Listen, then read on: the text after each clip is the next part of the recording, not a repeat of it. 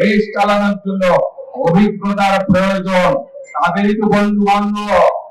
গত 1-1.5 বছর যাবৎ দেখেছি আমরা সরকারের অংশ ছিল, তাহলে আজকে এই দুর্গতি কেন মানুষের কাছে? প্রমাণিত এটি, ইতিহাস প্রমাণিত।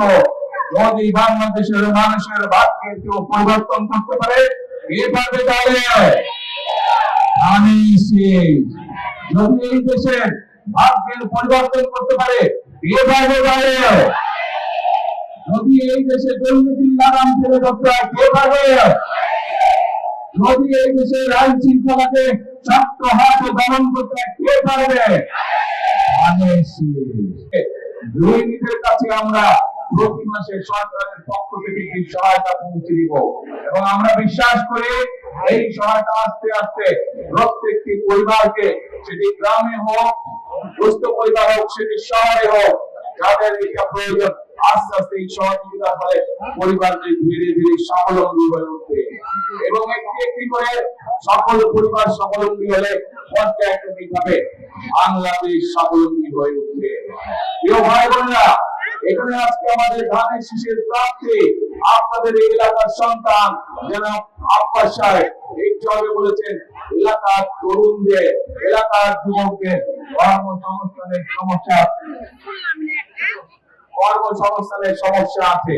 এই সমস্যা শুধু ঢাকা 8 নয়, এই সমস্যা শুধু ঢাকা মহানগরী নয়, সমগ্র বাংলাদেশে এই সমস্যা।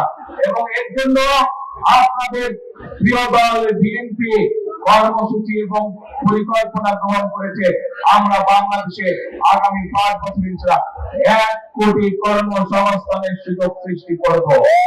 1 কোটি কর্মসংস্থান ইনশাআল্লাহ। প্রিয় ভাই বোনেরা, এই ধানের শীষই হচ্ছে বাংলাদেশের স্বাধীনতা, সার্বভৌমত্ব এবং বাংলাদেশের মানুষের ভাগ্যের পরিবর্তনের প্রতীক। আসুন 12 তারিখের নির্বাচনে আমরা ধানের শীষকে নির্বাচিত করব ইনশাআল্লাহ এবং আমরা 12 তারিখ থেকে দেশ পুনর্গঠনের কাজে হাত দিই। মানুষের ভাগ্যের পুনর্গঠনের রাজনীতি এবং কার্যক্রম ইনশাআল্লাহ আমরা শুরু করি। আছেন নাকি আমার সাথে? আপনাদের সাথে আবার 12 তারিখের পরে। আল্লাহ হাফেজ। বাংলাদেশ জিন্দাবাদ, বাংলাদেশ জাতীয়তাবাদী দল জিন্দাবাদ। আসসালামু আলাইকুম।